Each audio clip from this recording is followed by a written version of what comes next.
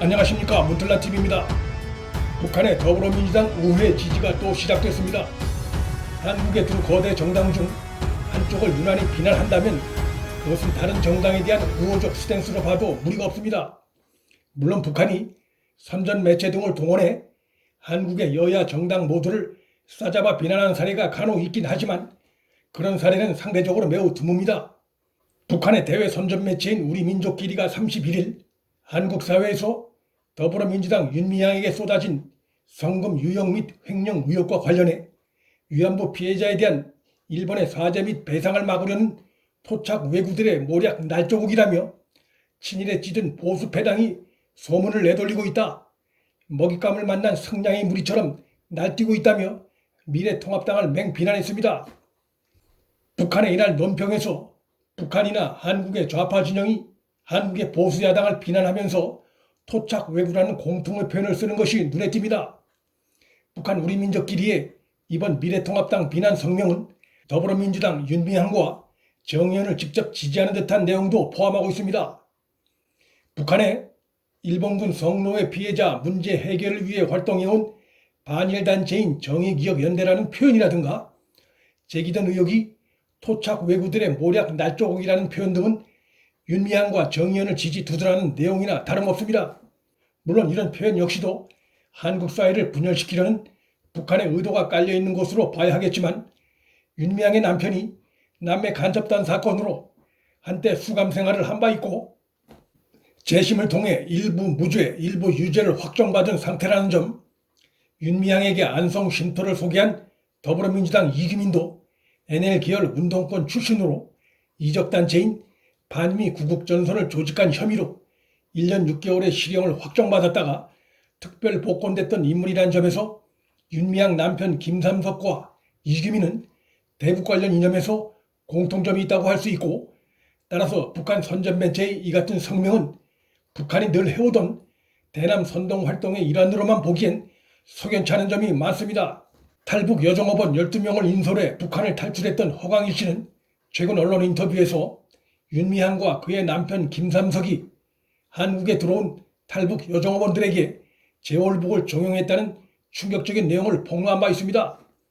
허광일 씨는 윤미향 남편 김삼석 등의 초대로 안성 쉼터를 2박 3일 방문했을 때 김삼석 등이 탈북 종업원들에게 북한 행사에 참가했던 자신들의 사진을 보여주거나 장군님, 수령님 등의 단어를 수시로 쓰면서 북한의 혁명가해를 불렀다고 폭로한 바 있습니다.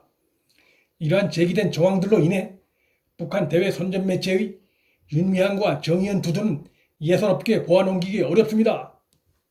이번 북한 매체의 성명은 윤미향이 국회 기자회견에서 허광일 씨의 언론 인터뷰 내용이 사실이 아니라고 반박한 지 하루 만에 나온 것입니다.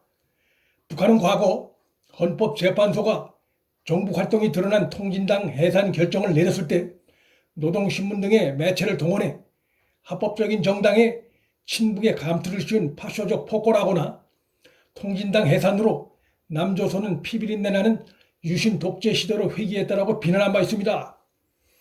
그런데 통진당의 이석기는 윤미향의 남편 김삼석과 외대 선후배 사이고, 이석기는 정대협 후원의 밤에 참석해 김삼석과 조우에 반갑게 악수하는 사진을 자신의 블로그에 올리기도 할 정도로 서로 가까운 사이였습니다.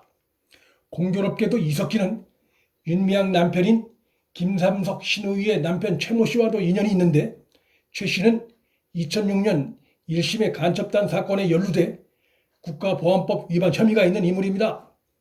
김삼석을 포함해 이들이 과거 자신들의 잘못을 인정하고 확실히 전향했는지 여부는 불투명한 상태입니다.